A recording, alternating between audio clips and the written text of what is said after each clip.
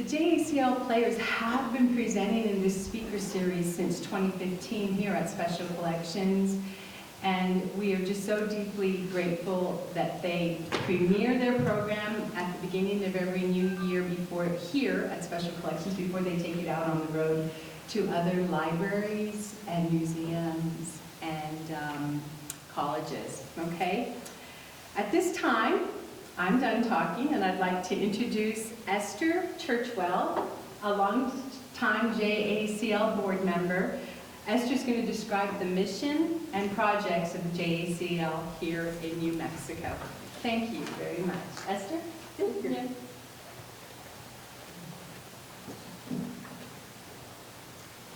Good morning and welcome to the New Mexico chapter of the Japanese American Citizens League's annual Day of Remembrance production by our JACL Players cast in the back room. The National JACL organization was founded in 1929 and is the nation's largest and oldest Asian American Pacific civil rights organization in the United States, with over 100 chapters nationwide and one chapter in Japan. JACL strives to promote diversity by respecting the values of fairness, equality, and social justice for all, regardless of ethnicity, heritage, or culture.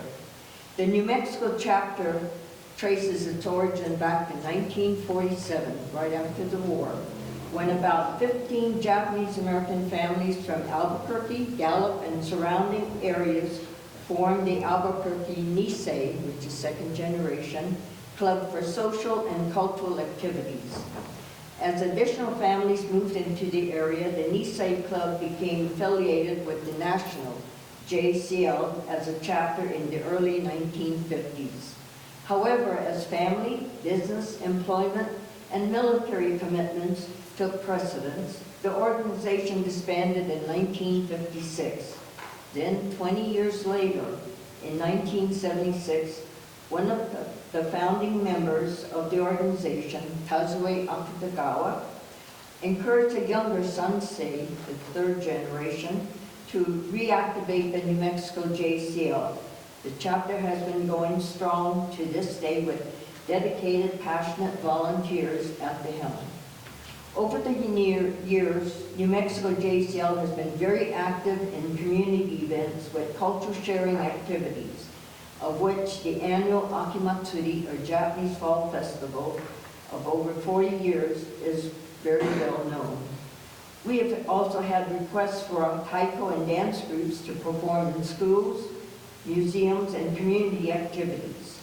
Since 2015, the JACL Players group has been sharing and educating the public of New Mexico's little-known history of the internment camps in the state and other stories through their dramatizations of real events that took place during World War II.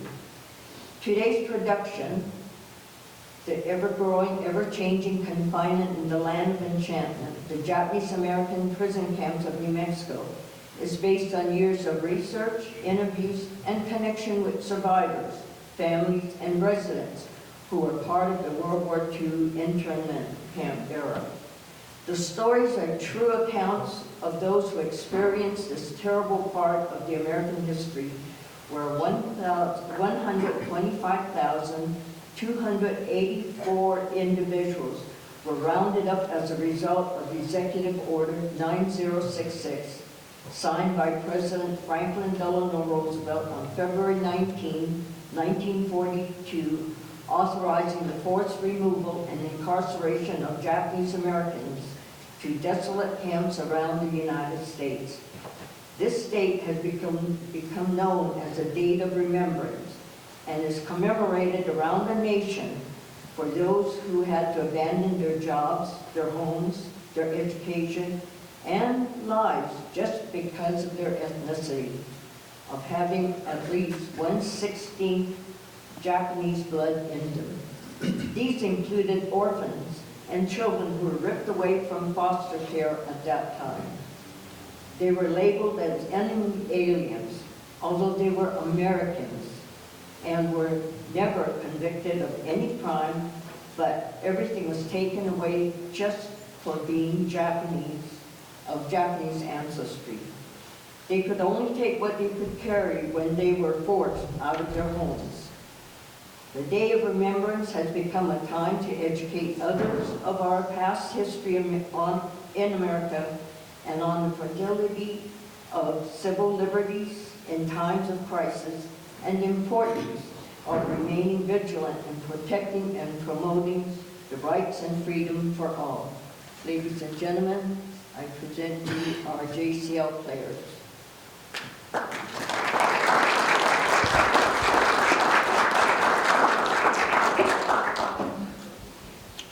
Good morning. I'm J.W. Madison, actor, electrician, passenger train advocate, and your narrator guide to today's stories. And these are the JACL Players.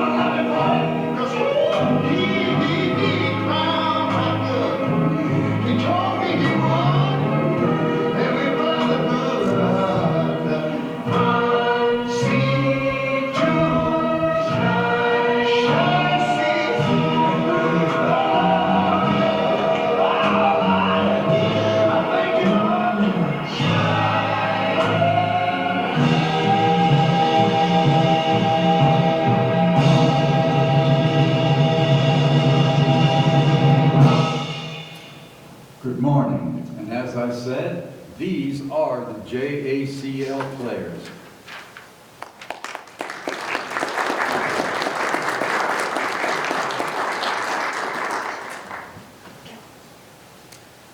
Thanks for joining the Japanese American communities across the country in commemorating Day of Remembrance.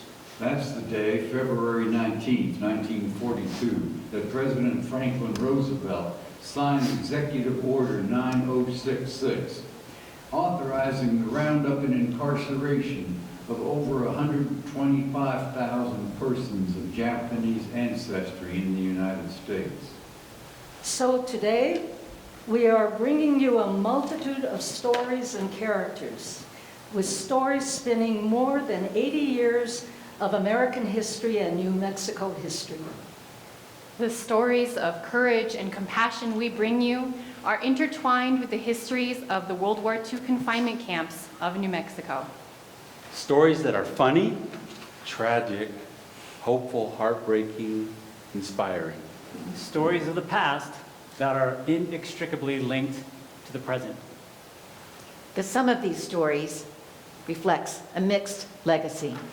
Of the kindness of strangers, Of tolerance as well as bigotry, of successes and setbacks, and patience and endurance. Days of spacious dreams, I sailed for America, overblown with hope, overblown with hope. During World War II, all Americans of Japanese descent living on the West Coast were removed from their homes and put into prison camps. Executive Order number 9066 deprived them of their rights, although they never had been accused of any crime. 120,000 Japanese Americans.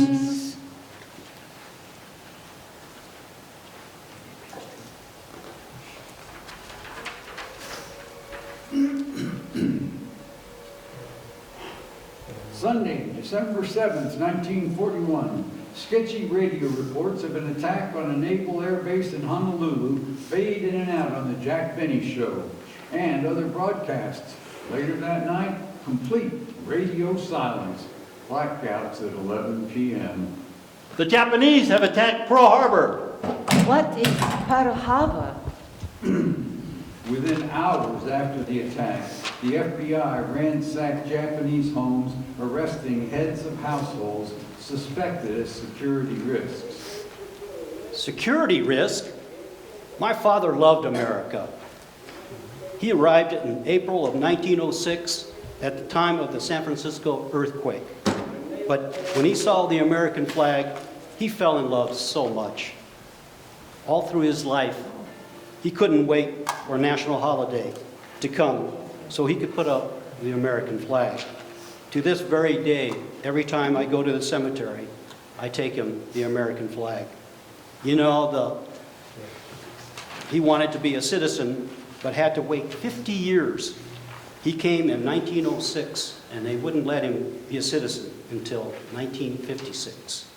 Charlie Matsubara, Albuquerque, New Mexico. The first generation of Japanese living in the United States is called Issei. Days of spacious dreams, I sail for America, overblown with hope, overblown with Hope! We left Japan seeking adventure. And fortune. We headed for America. America. In America, dollars grow on trees. You just reach up and pick them. America, America. The talk is all of gold, the gold rush and the gold mountain and golden fields of grain. America, America, my dreams are golden too. But soon the American dream became an American nightmare. Immediately after the attack on Pearl Harbor, more than 5,500 Issei men were rounded up and held without just cause or due process. We were community leaders, businessmen, shopkeepers, greengrocers, fishermen. Fathers of American-born children. The young men who had immigrated to America years earlier were now in a deadly conundrum. They had lived here for decades as resident aliens. And now we are enemy aliens.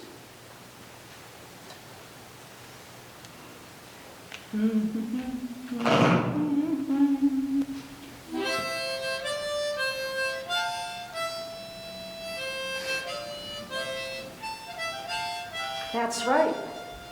Pearl Harbor is my birthday, my 4th birthday. On that day, the FBI entered our home in Seattle, Washington, and removed my father. He was interrogated in Fort Missoula, Montana, held in prison camps in Lawrenceburg and Santa Fe, New Mexico, from 1942 to 1946. We never lived together as a family again. Nikki Nojima Lewis, Albuquerque. On December 8th, the financial resources of the Eastside community were frozen. The FBI seized community leaders, Buddhist priests, Christian ministers, language teachers, fishing boat owners the government feared would signal to enemy ships off the California coast. Jean Wakatsky Houston's father was a fishing boat owner on Terminal Island when the war broke out. In her memoir, Farewell to Manzanar, Jean Wakatsky Houston recounts her father's response to the news of December 7th. On the night Papa heard about Pearl Harbor, he burned the Japanese flag he had brought with him from Hiroshima 35 years earlier. It was such a beautiful piece of material. I couldn't believe he was doing it. He burned papers too, and documents, anything that might connect him to Japan. He was not only an alien, because after 35 years, he was still not allowed to become an American citizen, but he held a commercial fishing license. The FBI were picking up such men for fear they were making contact with enemy ships off the California coast. They took Papa to Fort Lincoln, an alien internment camp in Bismarck, North Dakota, where he was interrogated.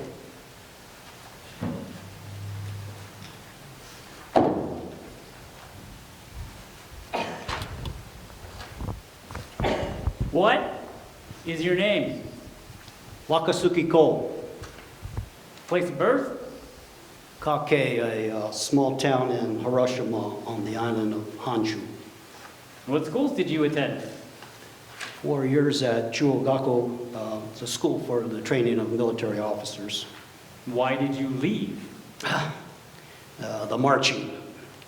I just got tired of the marching. That just wasn't for me. Have you any relatives serving in the Japanese military now or in the past? My uncle was a general, a rather famous general. He led the regiment that defeated the Russians at Port Arthur in 1905. Have you ever been in contact with him since coming to the United States? No, I have contacted no one in Japan. Why not? I am what you call the black sheep of the family. So you have never returned to your homeland No, because you are the black sheep. because I have 10 children and I've never been able to afford it. What are their names? How can I remember that many names? Try. William is the oldest, then Eleanor, Woodrow, Francis, Lillian, Reijiro, Martha, Keel, and let's see, Mary. That is only 9. 9? You said there were 10. I told you there was too many to remember. It says here that you are charged with delivering oil to Japanese submarines off the coast of California. That is not true. Several submarines have been sighted there. If I would have seen one, I would have laughed. Why? Only a foolish commander would take his vessel that far from their fleet. What do you think of the attack on Pearl Harbor? I am sad for both countries. It's the kind of thing that happens when military men are in charge. Well, what do you think of the American military? Would you object to your son serving? Yes, I would protest it. The American military is just like the Japanese. What do you mean? They also want to make war when it's not necessary. As long as military men are in control of the country, you will always going to have war. Well, who do you think will win this one? America, of course. It's richer, has more resources, more weapons, more people. The Japanese are courageous fighters, and they will fight well. But the leaders are stupid. Every night I weep for my country. You say Japan is still your country.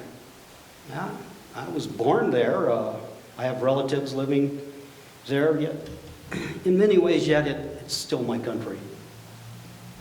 Do you feel any loyalty to Japan or its emperor? I said, do you feel any loyalty to Japan? How old are you? 29. When were you born? I am the interrogator here, Mr. Wazuki, not you. I'm interested to know when you were born. 1913. I have been living in this country 9 years longer than you have. Do you realize that? And yet I am prevented by law from becoming a citizen. I am prevented by law from owning land. And I am now separated from my family without cause. Those matters are out of my hands, Mr. Wazuki. Whose hands are they in? Look, I do not like North Dakota any more than you do. The sooner we finish these questions, the sooner we will both be out of here. And where will you go when Who do you want to win the war? I'm interested to know where you will go when you leave To here. Mr. Wazuki, if I have to repeat each one of these questions, we will be here forever. Now, who do you want to win this war? When your mother and father are having a fight, do you want them to kill each other, or do you just want them to stop fighting?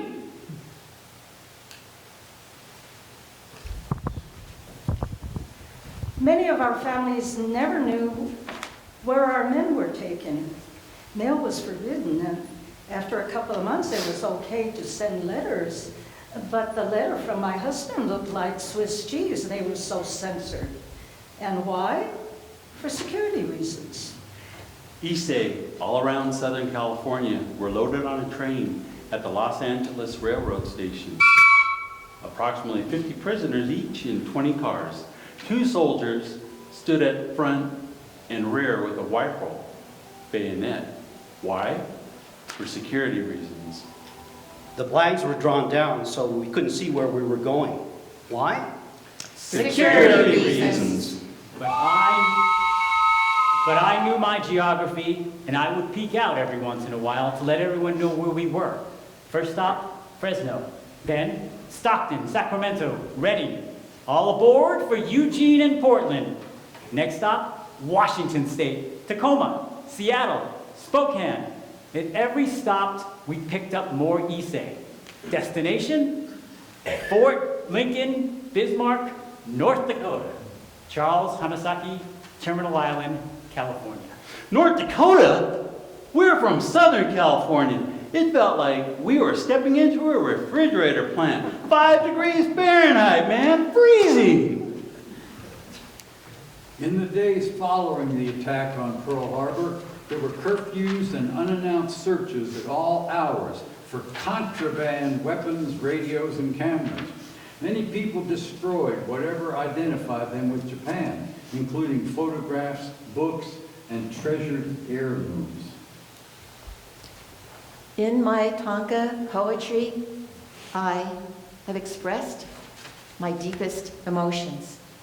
In brief lines, I could state what might otherwise require many volumes. Composed in my head as I worked in the fields under the hot sun by day, and written down late at night by candlelight. My Tonka poetry was a kind of journal for me, a way of expressing my innermost thoughts and feelings as I became a part of America. When the war broke out, I feared that my words would be twisted to bring harm to my family. For this reason, I gathered all my poetry manuscripts and burned them in the field behind our farmhouse. The poetic record of my early life in America went up in flames. My father went to his bedroom dresser where he kept 2 samurai swords.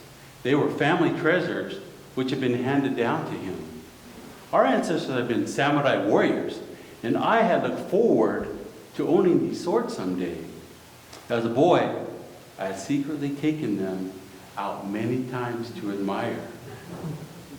My father slowly removed the swords from their inlaid cases and took them into the backyard where he had dug a hole. He thrust both blades into the ground, and then we buried them. On February 19, 1942, President Roosevelt signed Executive Order 9066, authorizing the establishment of war zones all along the West Coast. And removal of all persons of Japanese ancestry.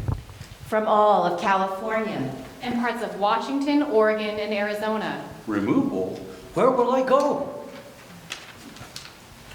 On March 18, 1942, the U.S. government created the War Relocation Authority, a civilian agency that supervised the creation of 10 incarceration camps to hold the women, children, and men of Japanese ancestry removed from the West Coast. Hey, 2/3 of us are American citizens.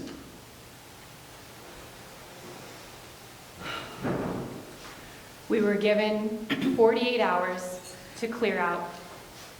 We had already left most of our possessions behind, but Mama brought along her pottery, her silver, tea sets, lacquered tables, heirlooms like Granny's kimonos from Japan, and one fine old set of china, blue and white like porcelain, almost translucent.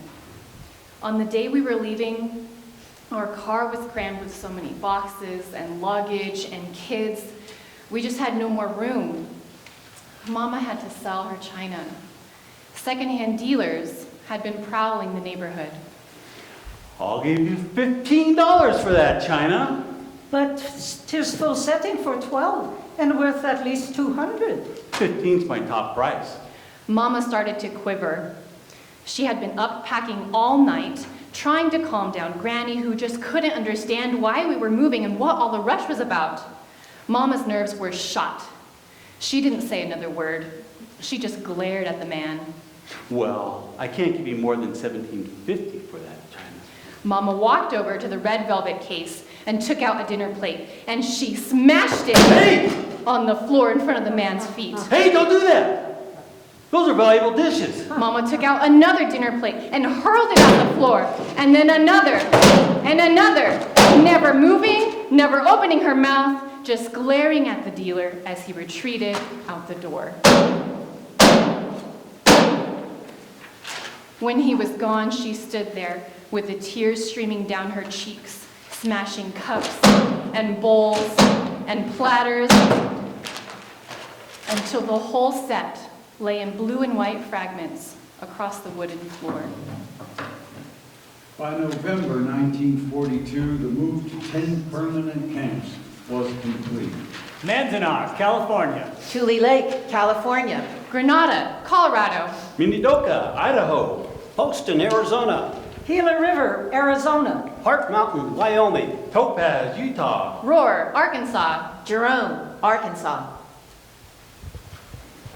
While their families were moved to the 10 War Relocation Authority camps spread across the west, southwest, and Arkansas, many of the Issei men held in the freezing climes of North Dakota were transported to Lordsburg in the hot and desolate booty of southern New Mexico.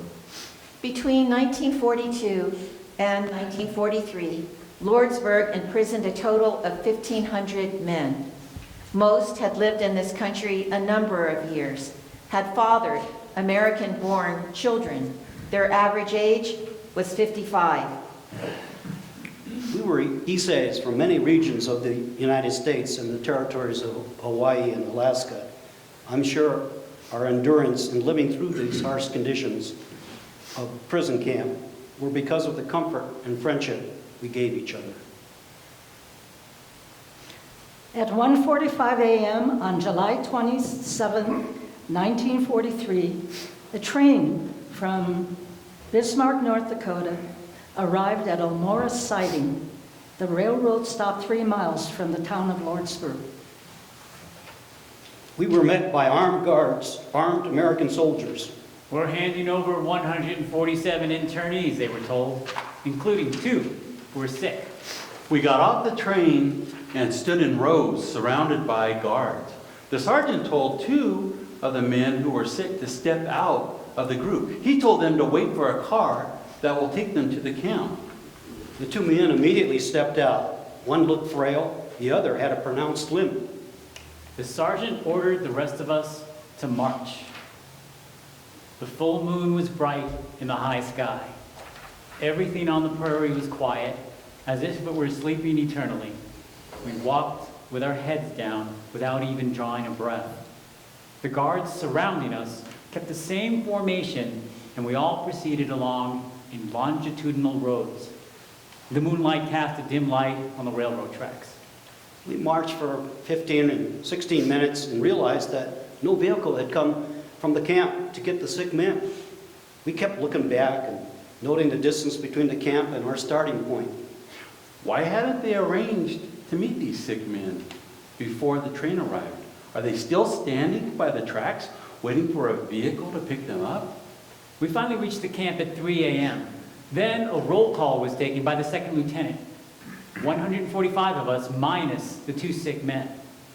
Soon after dawn, a story started that the 2 men had been separated from us, had tried to escape, and were shot to death by a soldier. We were stunned to hear this rumor because Mr. Kobata had been suffering from lung illness and had been in a hospital in Bismarck. He had to be transported to the train on a stretcher.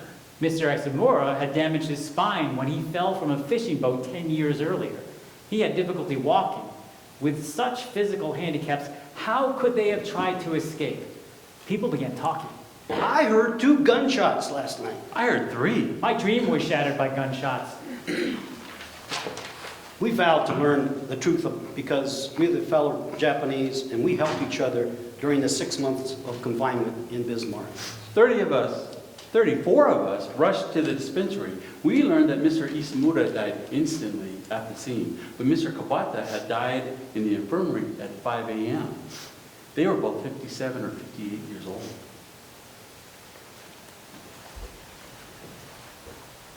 The soldier who had done the shooting, Private First Class Clarence Burleson, was acquitted after testifying that he was following military protocol.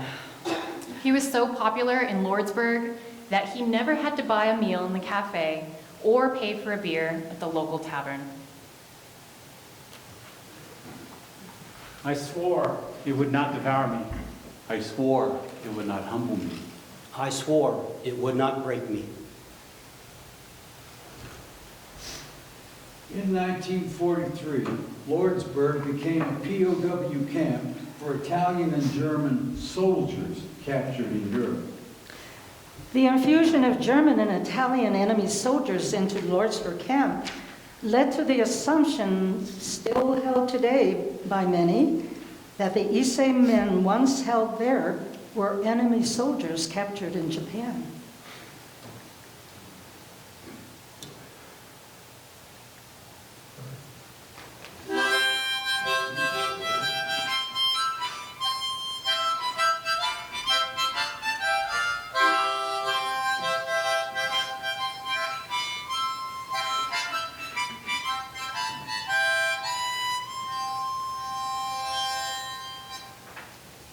The Issei were transported to the Santa Fe internment camp operated by the Department of Justice. It was located 2.5 miles from the downtown plaza in an area which is now the Casa Solana residential neighborhood. We were aware of the presence of a prison camp, but little else. We passed by the barbed wire with curiosity or disdain. There were people who made professional calls, doctors, dentists, and ministers. Who made deliveries like groceries and firewood? And the ones who worked there and saw it from the inside. Anti-Japanese attitudes and stereotypes circulating in New Mexico were often found in the official papers of Governor John Miles, like this one, simply signed Lloyd. You should oppose, with all the vim and vigor you possess, the entrance of any Jap born either in Japan or the USA into the state of New Mexico, either temporary or permanent. All Japs are skunks, no matter where a skunk is born or under what star or flag. He is still a skunk, same stripe, same color, same odor, same characteristics. Lloyd. I was 8 years old when Japan bombed Pearl Harbor. The next summer, when I was playing with a group of kids near the train station, some Japanese men were being transported to the internment camp. When the train pulled into the station, they threw candy bars to us. At that time, candy bars were hard to come by, and we really looked forward to their generous gifts. When we were in the area that's now called Casa Solana, we'd walk near the camp and see all the guards and fences and people inside. But if it wasn't for the candy, might not remember any of it. Lucia Ortiz Trujillo, Santa Fe. I'm Kermit Hill, retired history teacher. What I remember are the barracks with black tar paper, high fence, and the guard towers. Kermit and David Mason have known each other since first grade. David is now a retired Navy and commercial airline pilot. David, you have memories of the camp that go back, how long? Back to when I was 3 years old, I was riding a buckskin named Queenie. I remember the towers and the barbed wire on the top. There was no doubt in my mind that those men were our enemies. Once, I got off my horse, picked up a piece of cactus on a stick, chucked it across the fence, and tried to hit one of those Japs because they were the enemy. Even as a 3-year-old, I thought I could do my part in the war. David's sister-in-law, Sharon Mason, recalls her own fears of the camp in her hometown.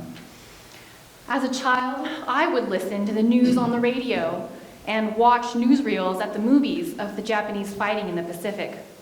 And I became plagued by fears of the Japanese nearby, especially at night. What if they got out and came after me? A few years ago, I found a letter from my mother, Zella Hill, to my father, who was overseas in Europe. Gosh, the Japs are taking us in, and the two Axis powers too. That old CC camp is being prepared for a bunch of Japs, and the whole town is in an uproar about it. But I suppose there's nothing we can do about it. But the fear went both ways. The internees petitioned Lloyd H. Jensen, the camp commander, to raise the barbed wire fence surrounding the camp. Santa Fe residents might storm our camp. Santa Fe people are angry of reports of American casualties in the Pacific. We fear Santa Fe people will storm the camp like they did last year. Please, raise barbed wire fence. Build it higher, please.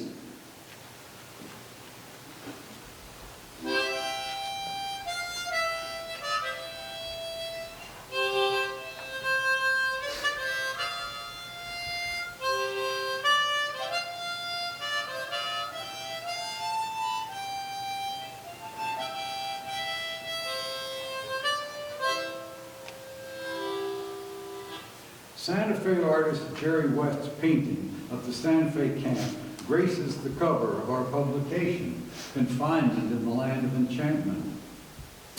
Jerry, who is in our audience today, is the son of the Depression-era WPA artist Hal West, who was a guard at the camp and made many drawings of the camp.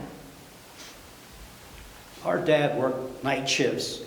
I have fine memories of the smell of coffee at 3 a.m., the muffled voices of my parents, the sound of the old 38 Chevy coupe grinding up to a start on a cold morning, the Chevy motor roaring and sputtering and gradually fading into the prairie. My father was impressed by the ability of the men to garden. They grew vegetables we northern New Mexicans had never seen. We were amazed at what they produced in this arid land. He was impressed by their kindness and gentleness, their quiet and peaceful manner, their industriousness. My dad, Shoichi Nojima, was one of those gentle Issei men incarcerated in Santa Fe. And learning about Hal West and border guard Augustine Tinney Grace, who took the men hunting, and Reverend Charles Kinsolving, who received death threats for conducting evening prayers for the men. I'm grateful for their compassion and their courage. Nikki Nojima Lewis, Albuquerque. I remember guards from the camp bringing 3, 4, sometimes 6 internees to the store to choose from the specialty item that they sold there. Former Santa Fe Mayor Joe Valdez was 13 years old in 1943 and did odd jobs at the cash and carry grocery on Palace Avenue. Well, when I was a child in Camp Mitadoka in south central Idaho, I used to open packages stamped foreign enemy mail from my father in his camp in Santa Fe, New Mexico. And they contained Tootsie Rolls and Juicy Fruit chewing gum and Black Hawk comic books, but best of all, Pueblo pottery and beaded jewelry and brightly painted wooden dolls. I thought New Mexico was a magical place. The guards were kind. We were allowed to walk around on our own. A kind of mutual respect. No strong arming. We had the freedom to go to the store and pick out things, letting us buy what we wanted for ourselves. So now I wonder if that Pueblo pottery and the beaded jewelry and the painted dolls that made me think that New Mexico was such a magical place might have come from that cash and carry store that Jerry Valdez is talking about. And in my mind's eye, I see my father roaming freely around the store, carefully selecting the specialty items that he would send to his little girl in a prison camp in Mitadoka, Idaho. Remember the little boy who threw the cactus over the fence to help the war effort? David's story takes an interesting twist years later. It took almost 50 years before I had the opportunity to apologize for my childhood bigotry. I was a pilot with a major airline, and I had an overnight in Bakersfield, California. When we arrived at our layover hotel, the staff was setting up for a reunion of the survivors and descendants of the Japanese internment camp at Manzanar.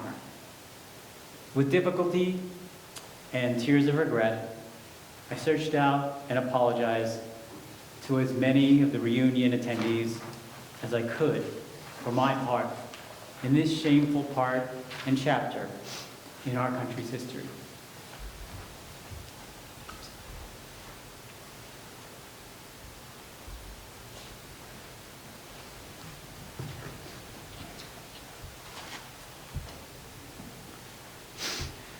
The second generation of Japanese in America is called Nisei!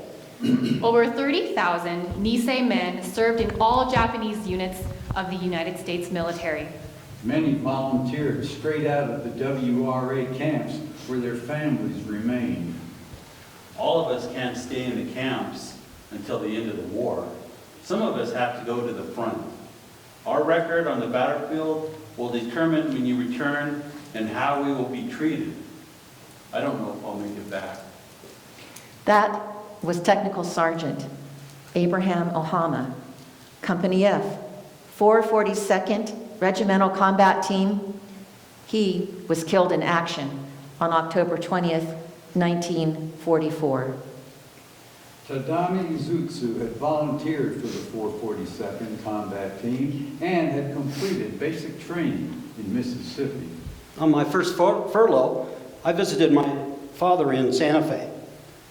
There were no buses from the train stations. I took a look for a taxi. Where to, soldier? The driver took me to the camp and pulled up to the gate. Hey, how come you got somebody in there and you're wearing that uniform?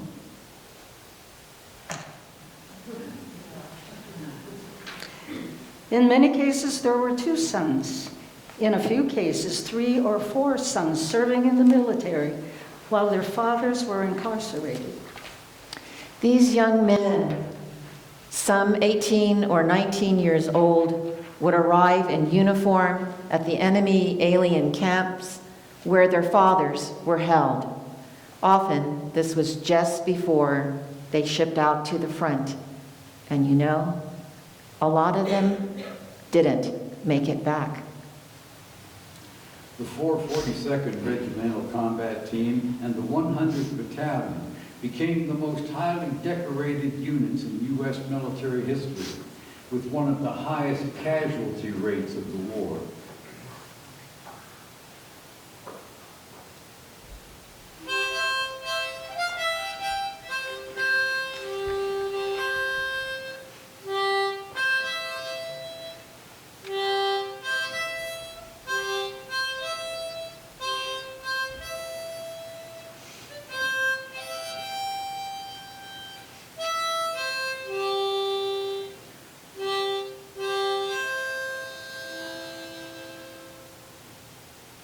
We felt we had to prove our loyalty, and we did it in blood. While more than 125,000 people of Japanese ancestry were living behind barbed wire, Japanese Americans inland were not incarcerated. New Mexico had passed an alien land law and supported restrictions against immigration. But we also had a reputation for diversity and tolerance. In 1900, the U.S. Census counted only 8 Japanese in New Mexico. By 1910, coal mining jobs and railroad jobs swelled their ranks to 250. Woo-wee! The Japanese labor force was a bachelor community until the picture bride system brought many Japanese women to America. I'm Evelyn Saeda Tagami. And I'm Mary Sayeda Matsubara. We were born in Albuquerque. A long time ago. Oh, I know. Our mother was a picture bride. Let's tell the story. Let's. Her family in Japan sent her picture to a young man working in America. They exchanged photographs and they were married. By proxy, it's called. When they'd landed in America, some young ladies were looking over the railing of the ship to see the men waiting below. And one of the brides says, "Oh, I think that's mine." Then she looked again and said, "Oh, no, he's too ugly." But our dad was handsome. So Mom was lucky. And so are we. The way we were treated sometimes depended on where we lived. Before the war, Gallup had the largest Japanese American population in the state, a whopping 18 people. My father came to Gallup in 1921. It was a great place to grow up. My parents started a Japanese language school here, And when his employers, the Santa Fe Railroad Company, heard about it, they donated supplies, textbooks, and a used dining car. It became known as the train school, Jacinto, Gallup, New Mexico.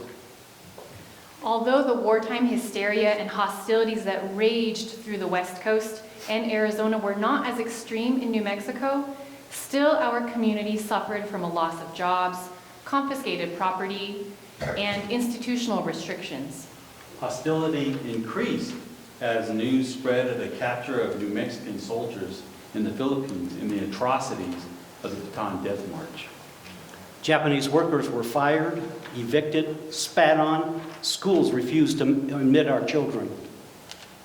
Although New Mexico and Arizona were out of the designated military zone, small towns like Clovis, New Mexico and Winslow, Arizona took it upon themselves to remove their Japanese American residents. But in Gallup, officials and residents treated us with particular kindness and concern. After the attack on Pearl Harbor, Sheriff Dominic Mickey Malika promised, They are citizens here, and we are not going to round them up. The Japanese Americans of Gallup will be treated just like my own Italian-American family. when the soldiers came, people in Gallup and Berlin refused to allow Japanese families to be taken. So the Shibatas were not picked up, and the Matsu family was not picked up, and they continued to farm throughout the war. In 1942, we elected Jack Shinto senior class president of Gallup High School. His dad was the one who started the train school. While my older brother Richard was fighting in Europe in the 442nd. It was in this environment of acceptance that Hershey was raised. His father, Yaichi Miyamura, came to Gallup in 1923. His son Hiroshi, known as Hershey, was born there in 1925. Hey, how'd you get that nickname? My grade school teacher couldn't pronounce Hiroshi. In 1942, months after the signing of Executive Order 9066, 17-year-old Hershey Miyamura watched the Japanese faces in the windows of the trains heading east to the confinement camps in Arkansas, excuse me. I volunteered for the Army, but was turned down because I was classified HC, alien enemy. In 1945, that exclusionary policy was lifted. Hershey joined the 442nd Regimental Combat Team and headed for basic training in Mississippi. But 5 days before shipping off to Italy, the war ended. Hershey's trial under fire came in the Korean War, when he was wounded and captured after a fierce firefight with Chinese troops.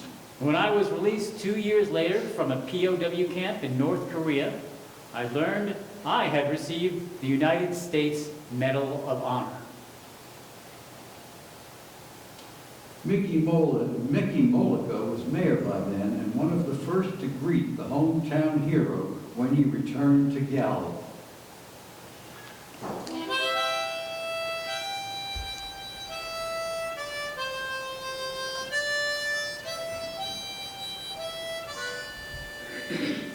Hiroshi Hershey Miyamura was buried with full military honors at Sunset Memorial Park in Gallup, New Mexico on December 10, 2022. On the day of his memorial, we drove across the Miyamura overpass, strolled through Miyamura Park, and were given lunch at Hiroshi H. Miyamura High School. And on the drive back to Gallup to return to Albuquerque, we noted that Mollica Drive and Miyamura Drive were adjacent to each other, a fitting tribute to two lifelong hometown friends. Tazue Yonemoto was 15 when her family moved to Albuquerque from Arizona. My father was farming, but had to give it up because white farmers were flooding his fields and bombing Japanese homes. There was a large Japanese-American community in Arizona, but the prejudice was severe. We weren't allowed to use the public school's swimming pool. They only let you in if you went the day before the water was changed. In New Mexico, we never felt hardship for being Japanese. When my children were growing up, my husband, Taro, asked, Has anyone bothered you? No, Daddy. but our son said, Yeah, one boy. What did you do about it? Nothing. we both jumped on him. You didn't do anything? Nothing? No, because all my friends beat him up. And that's how things were in Albuquerque.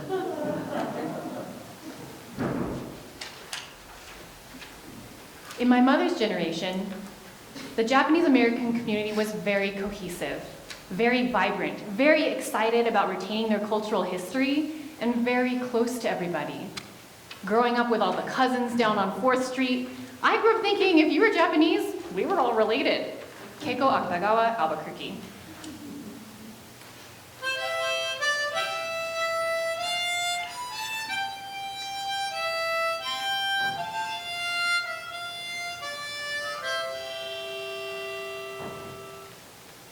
Clovis's Japtown was home to 18 Issei adults and their 17 American-born children.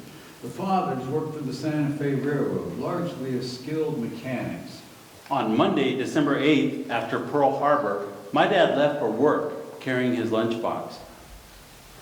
But he came back before noon, and he never went to work again. Roy Ihata, Oberlin, Ohio. In the first month of the war, the community was held under house arrest. On January 24th, 1942, under threat of vigilante violence, the U.S. Border Patrol hastily removed them from Clovis. Vigilantes were coming across the railroad tracks with oil torches and guns. And that's when the state police and the border patrol men ordered our parents to take whatever we can. We threw everything into pillowcases, threw them in trunks of the patrol cars. I remember just crying all night long. I was 8 years old. I woke up and there was a bayonet poking through the blanket and a man yelling at me, "Get up!" Fred Kimura, Portland, Oregon. The policeman killed my dog. She was barking too loud. She was scared too. They shot her dead. I was 11. I never got to ride the red bicycle that I got for Christmas. Lily Kimura Kiyohara, Portland, Oregon. They drove us 150 miles away to the other side of the state. When I woke up, I saw mountains for the first time in my life. We spent the night at Old Raton Ranch, it's called Camp Baca now, in the Lincoln National Forest, an abandoned old CCC camp from the Depression days. We were there almost a year. Then they sent us to Poston in Arizona. Our family went to Topaz in the high desert of Utah, but the memory of the last night in Clovis, I will hold forever. 71 years after Roy, Fred, and Lily were removed from their hometown, Adrian Chavez learned about the incident in a political science class in Albuquerque. He had grown up in a Mexican-American section of segregated Clovis. I returned to Clovis and talked to Mayor David Lansford and the City Commission. "We must find them and apologize," was their surprising response. Adrian Chavez, Albuquerque, New Mexico. We have to remember our history and the injustice of history. We have to reconcile what happened. We don't have to reconcile the past. It will leave, if we don't reconcile the past, it will leave a scar that will never heal. David Lansford, Mayor of Clovis.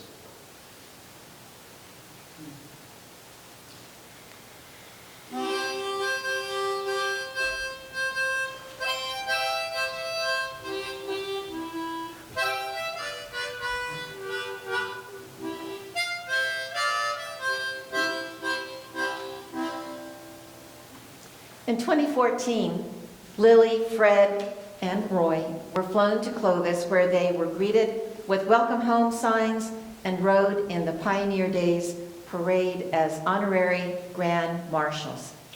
At an emotional ceremony in the local church, they received the keys to the city and an apology. With us were our families and members of the New Mexico Japanese American Citizens League. It was the largest Japanese American presence in Clovis since 1942. Welcome home!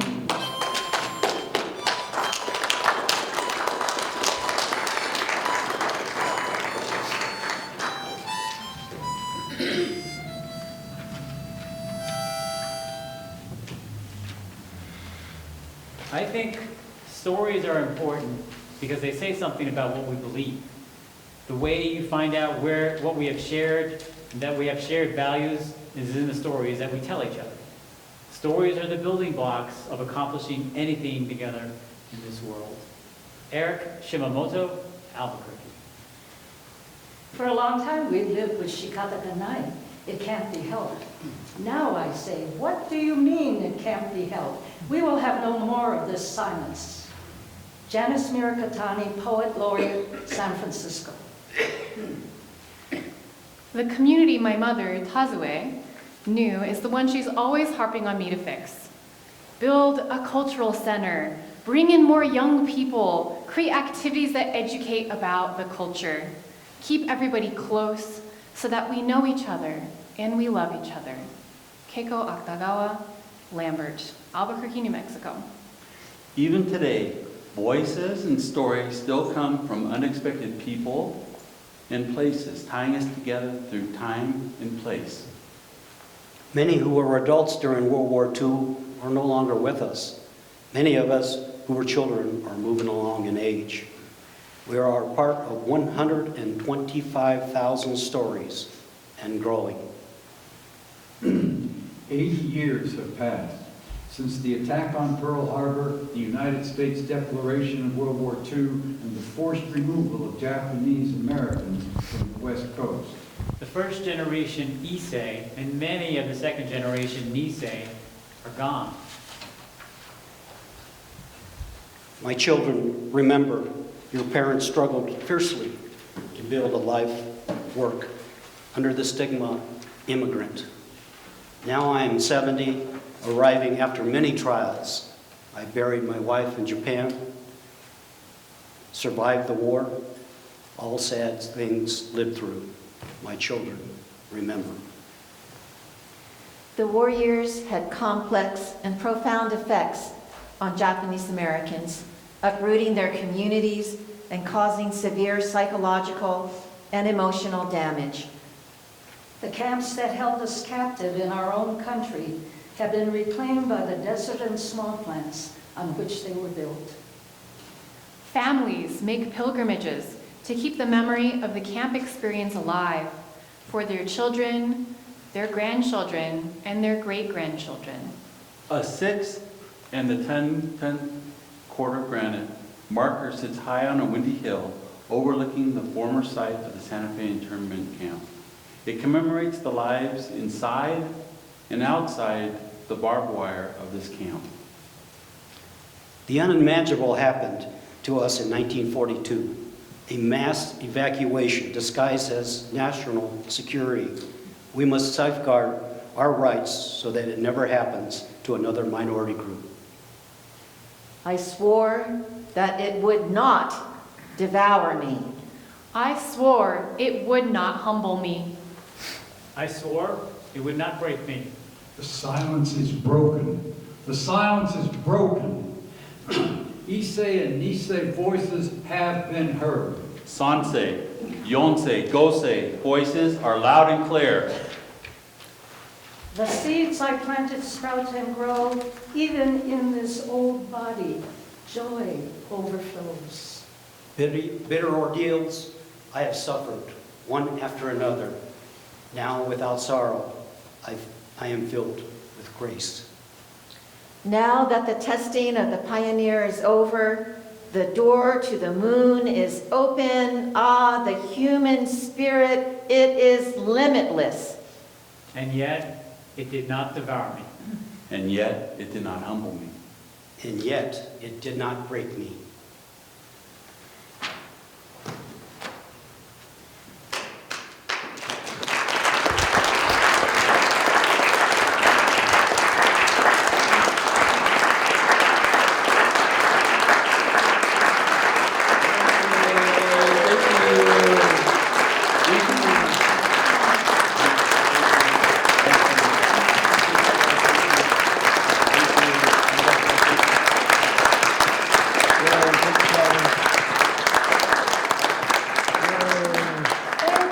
Thank you. Arigato. And thanks to the library, they've given us some extra time for a Q&A and an introduction of the cast. So you know, I'm Nikki Nojima Lewis, and I've been doing this a very long time, but mostly about the WRA, so-called family camps that I was in as a child. And coming to New Mexico in 2007 has been a whole journey of discovery for me. Because although I knew as a child that my father had been in Santa Fe camp, and he often talked how kindly the guards were, I knew nothing about Lordsburg or Fort Staten or about the communities that both supported and ousted their Japanese American communities. So I am very grateful for this opportunity.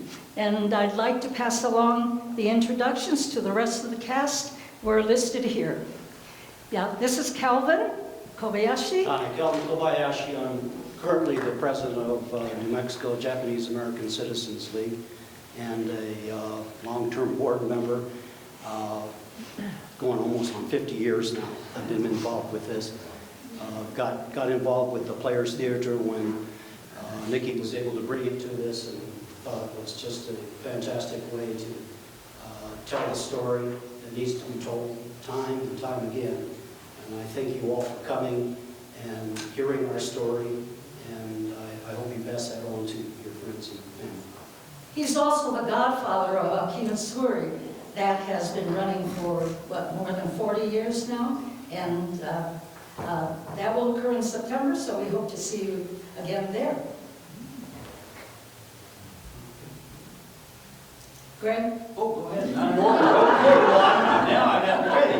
Hi, I'm Greg Cinco. Nice to meet everyone. Thanks for coming in today. I've been living this all my life. I was born in the Central Valley, California, in Fresno, Japanese paternal side. I had relatives. My father was born in Poston, Arizona camp. His brother, other relatives in Topaz, Minidoka, and thanks to the JACL group and Nikki and bringing the stories of New Mexico internment with the DOJ camps, I learned a year ago that my great-grandfather was interned in Santa Fe and in Lordsburg. And I've been with the JACL Players group for 1 year, and I'm glad to be a part of this. So thank you very much. Arigato. Thank you for coming today. Hi everyone, my name is Corey Vandergeest, and I've also been with the JACL Players for a year now. Our anniversary was yesterday. We're so delighted to be here with you all, and so just happy that you are here to listen to our stories. My mother is Japanese. I've lived in Albuquerque my whole life. My dad is from Belen, and I would like to dedicate my part of this performance to my partner's grandfather, who was in the Poston camp alongside his family. Honors to you, Nikki, always for your incredible creativity, your persistence, working to bring these stories here. Also to our folks Mike Swick and Paul and Shelley, who are in support technically. Aiko Allen, my mom is a war bride. She and my dad met during occupation. When we returned to the United States, I was born there. When we returned to the U.S., it was to the rural South during segregation, and so have been involved with civil rights since I was a child. So just grateful that you're here.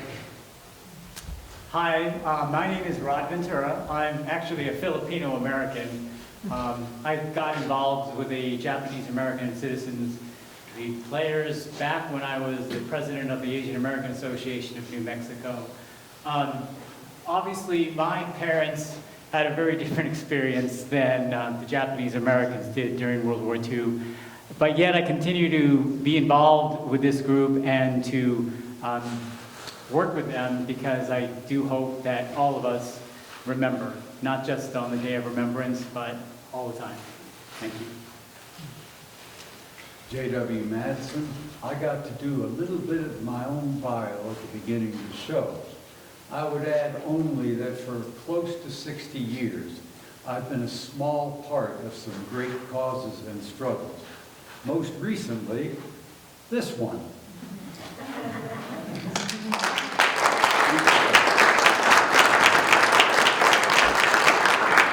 Thanks, Paul. I've asked Aiko to moderate an audience talkback, but we'll be also available if you have any questions for us. But first, I would like to introduce Jerry West, the painter who graciously allowed us to have his painting on the cover of Confinement in the Land of Enchantment. And he's so modest, but I'm going to ask him to stand up and... There you go, Jerry. Thank you, Jerry. Thank you, Jerry. Use your meters if you need to. And really, you know, as expressed in the script, one of my journeys of discovery was learning how his father, Hal West, who was a guard, also a Santa Fe Depression-era artist, how he felt about the Japanese men who were incarcerated in Santa Fe camp. So glad to see you, Jerry. And I noticed that there are a number of people that come faithfully to JACL Players Productions. And so I want to thank you again for being here. Many of you know the scripts as well as we do, I think. So how many are new today? Oh, awesome. All right. So I think I'm going to just start this conversation, this dialogue. Just if anyone has been to this production more than once, what brings you back?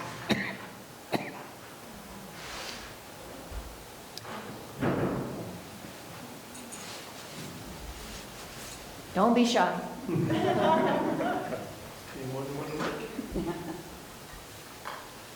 No takers on the questions. So what I'm going to say is for someone who is here for the first time, what really just hit you? What was outstanding to you about this production? Okay, one over here, Paul. My name's Nicole. I really appreciate your show today. I just moved back here. I've lived here for over 20 years and left for 8 years. For Oregon, interestingly enough, since you all have here those things. The thing that stood out for me the most was, I thought it was great. I really love the stories. I got to do the same thing. Good job. I really enjoyed hearing real life experience. And I just wanted to say that it's so moving too, because what's happening in the world now just feels as though there's a lot of this reoccurrence all over the world where people are, trying to make enemies of all of us. And I just wanted to say that because it's real, it's live in me. And if anyone has any comments, for any of you, I would love to hear something. I have a comment, Aiko. Okay. Thank you very much. I really appreciate that. It really resonates with me what you said. I just rewatched a movie this week, Judgment in Nuremberg. If you remember the Nuremberg trials that happened after World War II. And when they decided to do the trials in Nuremberg, one of the reasons they said, let's do a trial rather than let's just hang everyone, is they actually wanted to document everything that happened because they knew that people would forget about it. and they would change the story. And so this echoes what you said. It's like what's happening now and what happened back then, we have to remember. And this is one way to do that. So thank you so much. Thank you, Nicole. Others, something that moved you about the production? Okay, we got a couple of hands going here, so. This is the first time that I have been to this talk, and I was so moved to hear the stories. I was so moved to hear the stories of all of the people, and I feel so bad that you had to go through all this, but it was very enlightening. Thank you. Thank you so much for that comment. And I think there was a person here with a puppy shirt, and then I think there were a couple more hands up. Next, okay. Hi, this is my first time being here.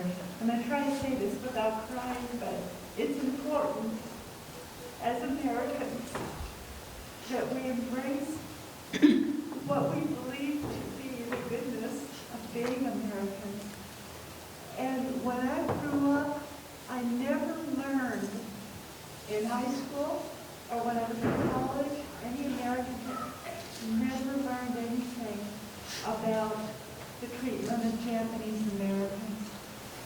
I had to learn it from my cousin-in-law, whose parents met each other at a Japanese internment camp. And I don't know what else to say. I'm going to cry, so I'll pass this on, but thank you for bringing the humanity of your experiences. Let's see, there was one over here, I think our head librarian, and then we have here and to the front.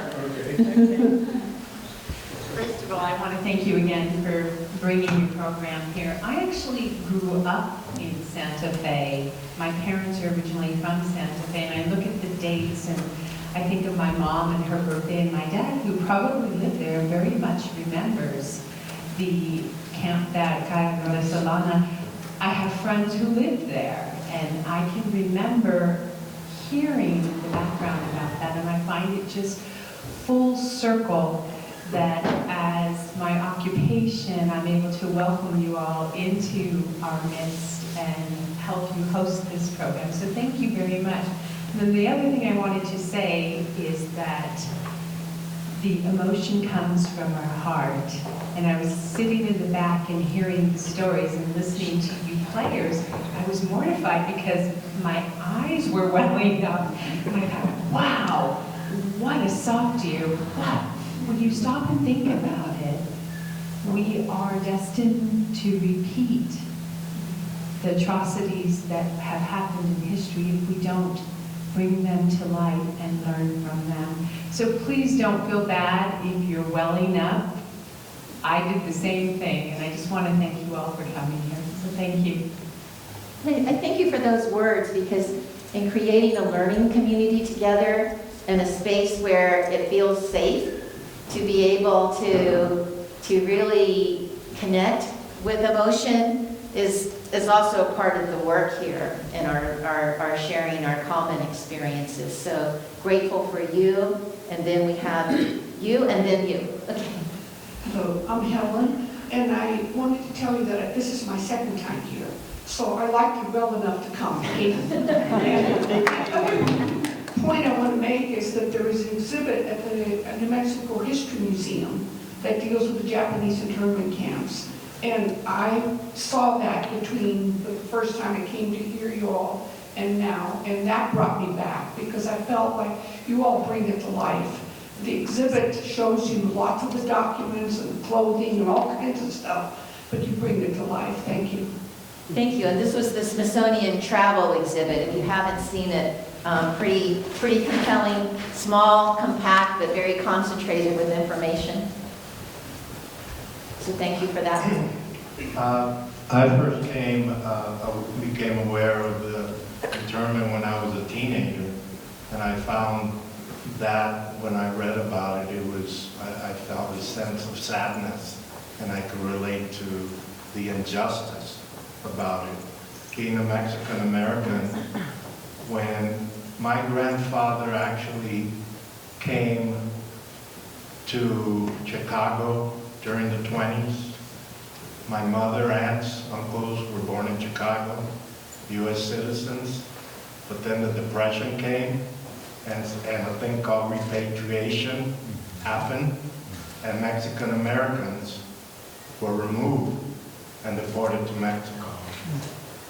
So I could relate to that, being a direct thing with my family, because I always wondered who my mother could have been if she would have been allowed to stay in Chicago, here in the U.S., which was her home. I thank you for that and understanding these connections that we have generationally and by culture. I travel a lot, and I've been to several of the sites, and you read the plaques and you get a sense. But today I felt like I met the people.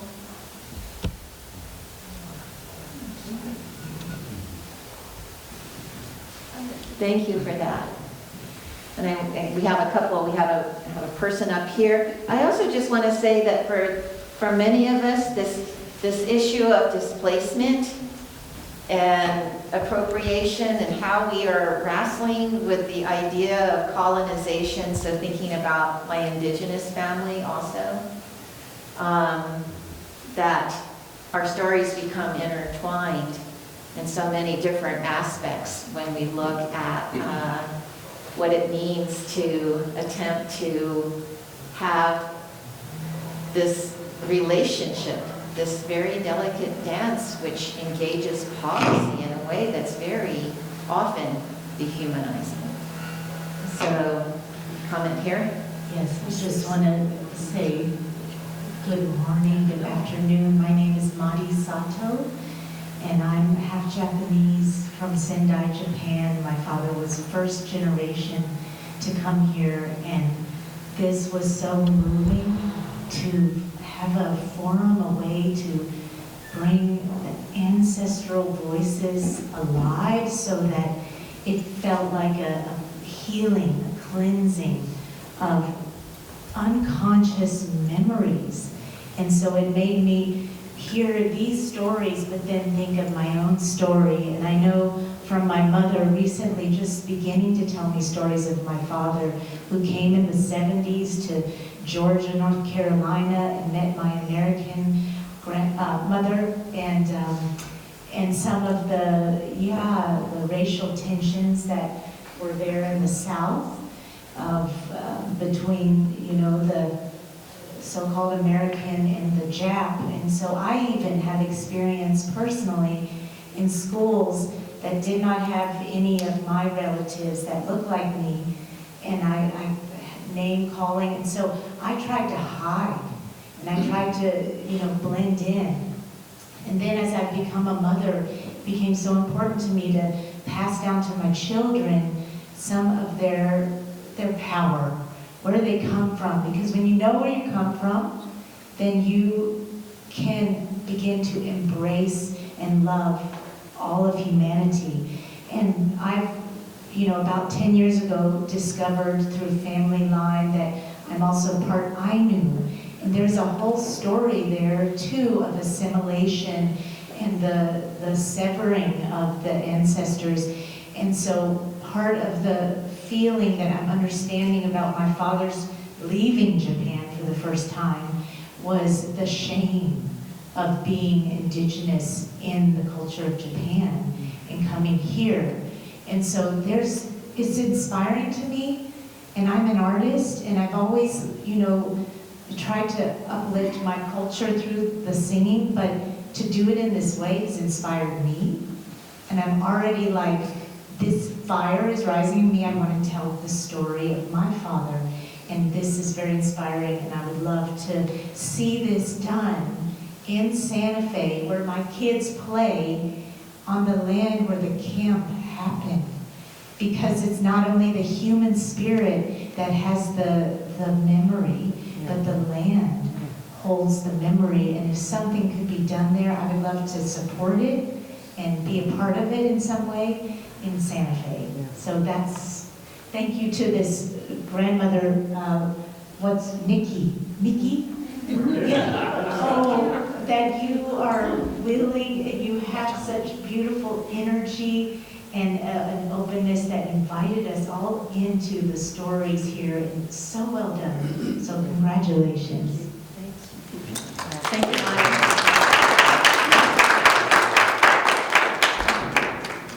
I just wanted to say that both the script, the writing, and the way it was delivered by all of you was so beautiful and brilliant in that there was no hiding from the immense grief, and yet you delivered with compassion and something that did unlock our hearts in a beautiful way, and that was very powerful. So the writing was very well done. I'm a writer, so I felt that. And then the ability to hold this grief, but also bring it into the space of healing. This is so important. And yet what touched me the most was the part about the locality of New Mexico and how here, maybe it was a little different, or the specialness of a man of the land like Hal, who would meet another man of the land like your father maybe and say, I understand you, and that's New Mexico, right? That we come from the land and we see each other for who we are, and that it makes me feel differently now when I bring my children to Casa Solana. They play there all the time. They have sleepovers there. I don't know how to feel because I know this happened, but I had no point of access. So now my son said that. He said, why isn't the play happening there at my friend's house where all this happened? I said, good question, son. So just thank you. The side's been a little bit quiet. Anyone have something they want to say when we think about the ways that there's so much to unpack here? We have someone over here.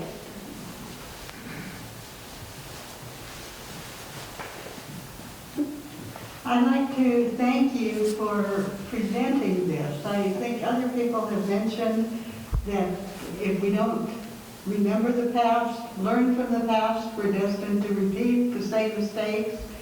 That I appreciated the balance that you gave to this, the whole incident of how the Japanese people were treated after from the beginning of World War II, the mass hysteria that swept the country that caused something like this to happen. And more currently, after 9/11, the same kind of thing happened. People of Arabic descent. It wasn't as extreme, but it was the same kind of mass hysteria. And I want to thank you for presenting this, for keeping the memory alive, that this is part of our history. We don't want to repeat it. But I'd also thank you for the balance that you showed in it. That I have to say, kudos to Gallup. What a wonderful story that their people kept their heads and say, these are our neighbors. They're not the enemy, and we're not going to let them be treated by the enemy. So I think you brought out a lot of cultural things that impact not just this particular portion of American history, but a lot of social aspects. Thank you so much for that set of remarks. And how it is that we see ourselves. And I thank you for that, of how we hear these stories and take them in, but how we see ourselves in reflection. And I think right now, knowing that we are living in such huge times of pain and turmoil, as we grapple and leaving to some degree a COVID world, but then moving into the triple-demic. Still working with isolation, still working with otherness, and what that looks like, and how are we all who are here in the room able to understand who we are in allyship with many, many cultures. As you have mentioned, what has happened to your family and being deported back to Mexico, and feeling what's happening when we think about the children who've been torn from families in that situation. And it just seems to be that we're in a time of high saturation, and we have yet even a terrible, brutal murder of a young man recently by other police officers. So it just seems like there's just always just a level of heightened sense of who we are to each other, and what kind of world do we want our children and grandchildren to have as we think about climate as well. So other thoughts that you have, anything that you felt you want to leave here in the room as you go through your Saturday afternoon? I do. Nikki? I always have more ideas than time or money. But, your words also inspire me. The words that are in the script are words I've heard from people. And thank you for the compliment for the writing, but basically I'm a collagist. I put these words together. So I have heard things here that I could put into a script. If any of you are interested in continuing the conversation, I have a piece of paper and a pen, and I would like to get your contact information, because this is how I've been working. And as I said, in the Pacific Northwest and in other cities I've been in, I always feel like, gee, I'm 20 years too late or 50 years too late. But in Santa Fe, I'm actually talking to the people who are my age, who have childhood memories of these camps. So we're going to do another performance at the new International District Library on February 25th, Saturday, February 25th. But if you'd like to contact me, let me have your email address. So thank you so much for coming. And I'm so sorry I have to keep running out to feed the meter. Because in the good old days, we used to have the lot across the street. Thank you to all of you.